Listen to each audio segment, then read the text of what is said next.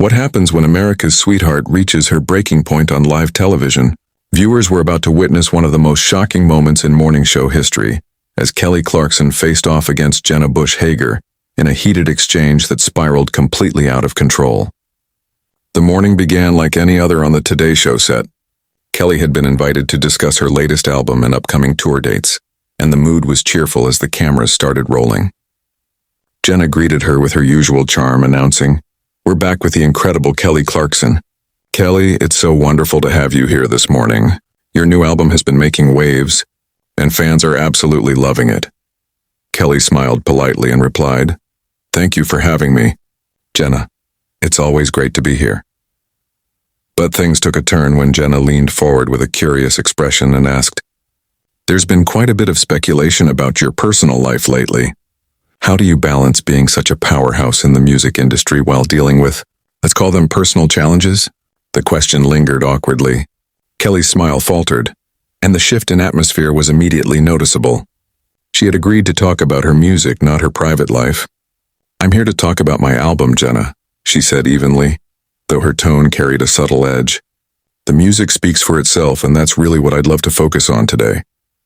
Jenna nodded but pressed on undeterred.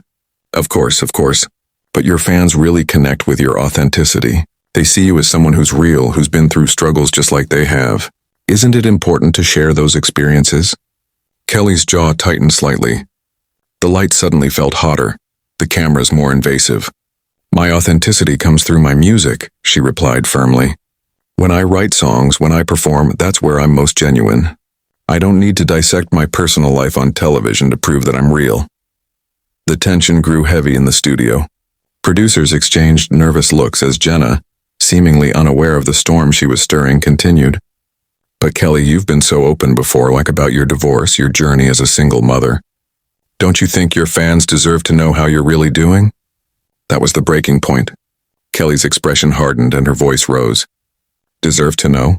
she repeated. "My fans deserve good music, which is what I give them. They don't deserve to pick apart my personal pain for entertainment."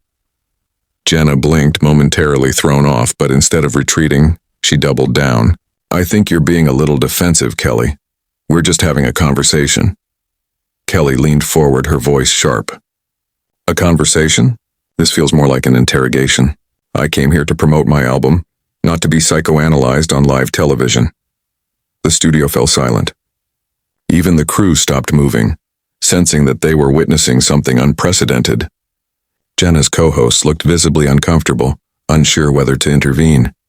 "Kelly, I think you're overreacting," Jenna finally said, her own tone now tight. "This is what interviews are about. We ask questions, you answer them. That's how this works." At that, Kelly suddenly stood, her microphone letting out a loud burst of feedback. Her eyes blazed as she glared at Jenna. "That's how this works?" she repeated, her voice slicing through the silence. "Let me tell you how this really works, Jenna. You sit here in your comfortable little bubble asking invasive questions about people's worst moments, and you call it journalism. You think because you have a camera pointed at me, you're entitled to every piece of my soul." The words hit like a thunderclap. Jenna recoiled slightly, caught off guard by Kelly's raw emotion. Gone was the polite, media-trained celebrity who had walked onto the set minutes earlier. Standing before them now was a woman who had finally had enough, unfiltered and unafraid. The studio air was electric, and everyone present knew they had just witnessed something that would be replayed and dissected for days to come. This was no longer a lighthearted morning show segment. This was the moment when a celebrity who had been pushed too far finally snapped, and the cameras were capturing every raw, unfiltered second of it. "Kelly, please sit down," Jenna said, her voice trembling slightly as she tried to regain control. "We're live on television." Kelly glared back, her voice dripping with sarcasm. "Oh, I know we're live. That's exactly why you thought you could ambush me with this garbage, isn't it? You figured I'd just smile and play along because the cameras are rolling." In the control room, chaos erupted. Producers debated whether to cut to commercial, but no one could look away. This was television gold, shocking, unscripted, and impossible to ignore. Jenna's co-host, who had been watching silently, finally spoke up. "Maybe we should take a step back here." "No," Kelly snapped, cutting him off sharply. "Don't you dare try to smooth this over. Your colleague here just spent the last 5 minutes trying to exploit my personal trauma for ratings. And now you want to pretend like nothing happened? Jenna's face turned red, her own composure starting to crumble. I was doing my job, Kelly. I was asking the questions our viewers want answered. Kelly let out a cold, humorless laugh. Your viewers? You mean the people who tune in to watch you tear down successful women? The ones who get off on seeing someone at their lowest point? Jenna straightened, stung by the accusation. That's completely unfair. I've never tried to tear anyone down. I ask tough questions because that's what real journalism requires. Kelly stared at her, her voice suddenly calm and deadly. Real journalism? Is that what you call this circus? Real journalism would involve actually researching my music, understanding the creative process, maybe even listening to the album you're supposedly here to promote. Instead, you come at me with tabloid gossip and call it professional. The tension in the room was suffocating. Even the camera operators hesitated, unsure whether to keep filming or stop out of respect. The live audience, once energetic, now sat frozen in stunned silence. Jenna drew a shaky breath, trying to pull herself together. Kelly, I think you're being incredibly unprofessional right now. Our viewers deserve better than this kind of outburst. That was the final spark. Kelly's eyes narrowed, her voice cold as steel. Unprofessional? You want to talk about unprofessional? Let me break it down for you, Jenna. I've been in this business for over 2 decades. I've won Grammys. I've sold millions of records. I've built my career on talent and hard work. And you, sitting there in your borrowed authority, think you can lecture me about professionalism? Jenna's mouth fell open, speechless. I never said anything about your career, she muttered. Kelly cut her off instantly. You didn't have to. Every question you've asked has been designed to diminish what I've accomplished. You've ignored my music, my artistry, everything I've worked for, just so you can dig into my personal pain, and you wonder why I'm upset. The other co-host tried to intervene again. Ladies, perhaps we can what? Kelly spun around, her voice sharp and unrelenting. Can pretend this is normal? Can act like it's okay for journalists to ambush their guests with personal attacks? Can just move on like nothing happened? Jenna's tone hardened, her patience wearing thin. Nobody attacked you, Kelly. I asked legitimate questions about your public statements and your public life. Kelly stepped closer, her voice rising. Legitimate questions? You asked me how I'm coping. You talked about my personal challenges like I'm some kind of victim who needs pity. Those aren't legitimate questions, Jenna. Those are cheap shots meant to get an emotional reaction. The studio had fallen eerily silent now. Even the hum of the air conditioning seemed loud in the stillness. Everyone knew they were witnessing something extraordinary. A total breakdown of the carefully managed world of celebrity interviews. Nothing about this was scripted or safe. It was raw, real, and volatile. Finally, Jenna straightened her shoulders, her anger breaking through her polished smile. You know what, Kelly? Maybe the problem isn't my questions. Maybe the problem is that you can't handle honest discussion about your life. Maybe you're so used to controlling your narrative that you can't deal with someone asking real questions. The words hit like a slap. Kelly stared at Jenna for a long, tense moment, her expression unreadable. When she finally spoke, her voice was quiet but cutting. Real questions? She repeated. You think those were real questions? She took a slow step forward, her tone growing stronger with every word. A real question would be, Kelly, your new album explores themes of resilience and growth. Can you tell us about the creative process behind that? A real question would be, what inspired the orchestral arrangements on track 7? A real question would show that you actually listened to the music I poured my heart into. Jenna shifted uneasily but tried to hold her ground. Those are softball questions, Kelly. Our audience wants substance. Kelly let out a bitter laugh. Substance? You think asking me to relive my worst moments on national television is substance? Her words hung in the air, heavy and electric. The kind of silence that comes only after the truth has finally been spoken aloud. You think prying into my personal healing process is journalism? Kelly's voice cut through the air, sharp and unwavering. That's not substance, Jenna. That's voyeurism dressed up as news. The control room was in chaos now. Producers shouted over one another, some urging to cut to commercial immediately, others insisting they let it play out. Everyone knew this was the kind of unscripted television moment that could define careers. On set, Jenna's face was flushed red, her composure fraying. You're being completely unreasonable, she shot back. Every celebrity gets asked about their personal life. That's part of being famous, is it? Kelly countered, her eyes blazing. Says who? Says the media machine that feeds on people's pain. Says the system that builds women up just to tear them down. I didn't sign up to be your emotional punching bag when I decided to make music. Jenna's tone sharpened. You signed up for public scrutiny when you became a public figure. That's how this industry works. Kelly stared at her for a long, heavy moment. When she finally spoke, her voice was cold enough to freeze the air. No, Jenna. That's how you've decided this industry should work. That's the toxic culture you perpetuate every time you sit in that chair and pretend exploitation is journalism. The words landed like a slap. Jenna opened her mouth to respond, but the sting of the accusation left her momentarily speechless. I am not exploiting anyone, she finally managed, her voice trembling. I'm doing my job. Your job, Kelly repeated, her voice dripping with disdain. Your job is to inform people, to tell stories that matter, to use your platform responsibly. Instead, you use it to pick at people's wounds like some kind of emotional vulture. Jenna suddenly stood up, her professionalism cracking completely. How dare you speak to me like that? I've been nothing but professional with you. Professional? Kelly's voice rose, matching Jenna's intensity. You call ambushing your guests with invasive personal questions professional?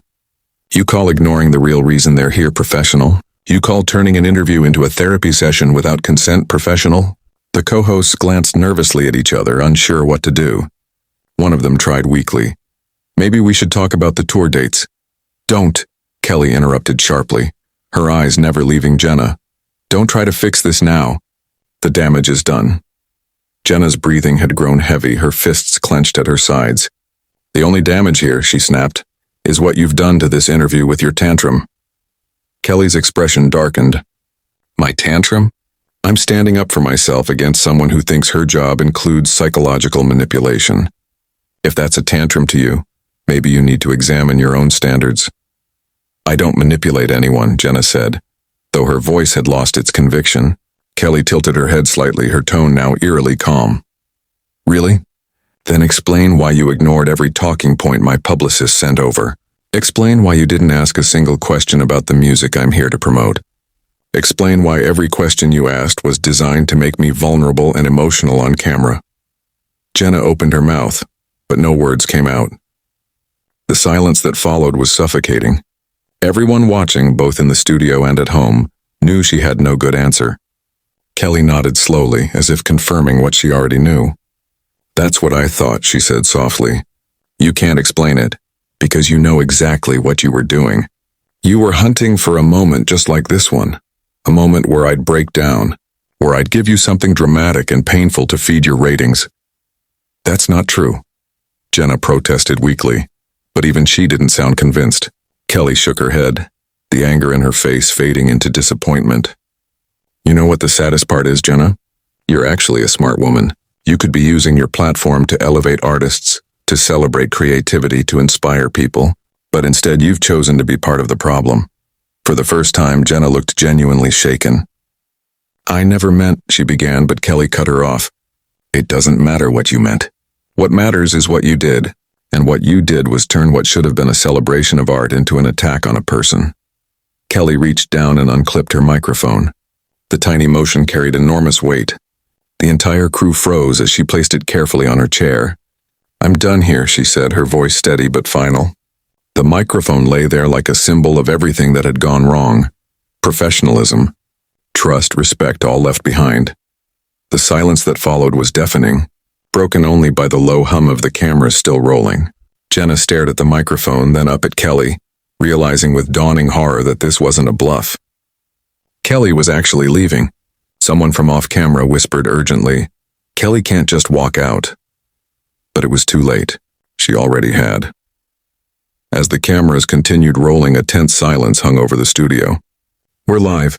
Watch me, Kelly said firmly, her voice calm but resolute. Without hesitation, she turned toward the studio exit, but paused and glanced back at Jenna one final time. You know what I hope, Jenna?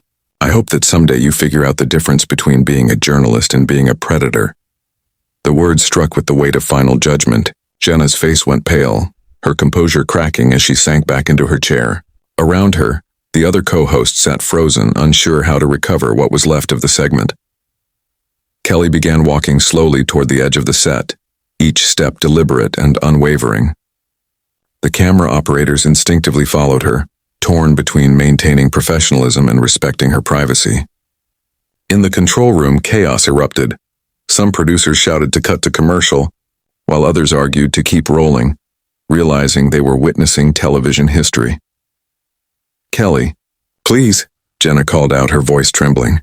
"Can we just talk about this like adults?" Kelly stopped but didn't turn around.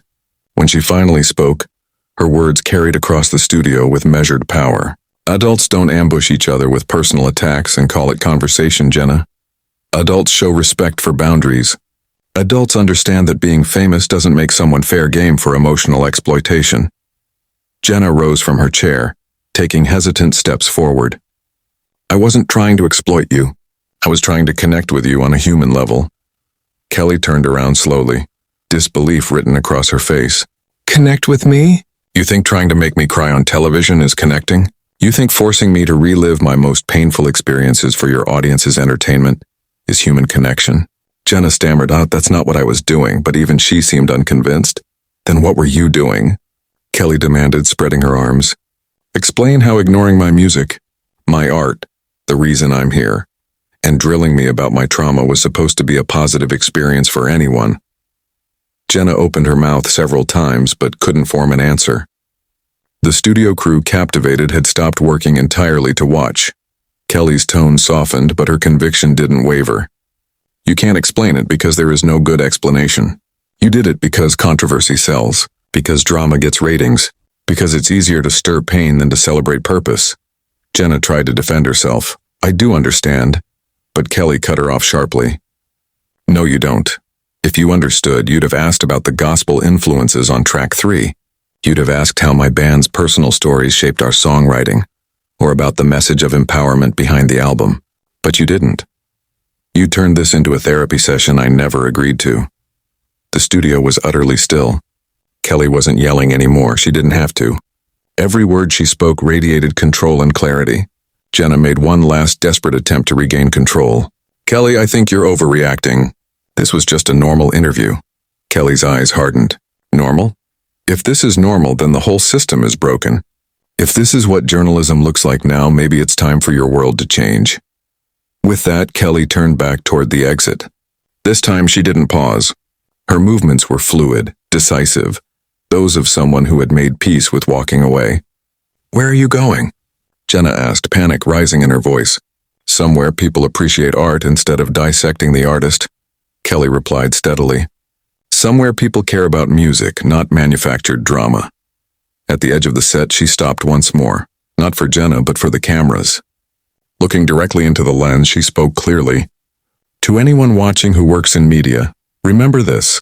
The people you interview are human beings. They have feelings, boundaries, and dignity. They're not props in your entertainment cycle. They're real people, and they deserve better than this." Her gaze shifted to Jenna one last time. "And to you, Jenna. I hope you take time to think about what kind of journalist you want to be. Because right now, you're not the kind that makes the world better."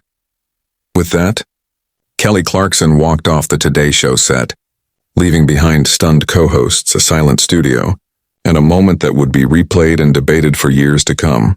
The cameras lingered for a few seconds more, capturing Jenna's pale, speechless face and the thick, uneasy quiet that now filled the air.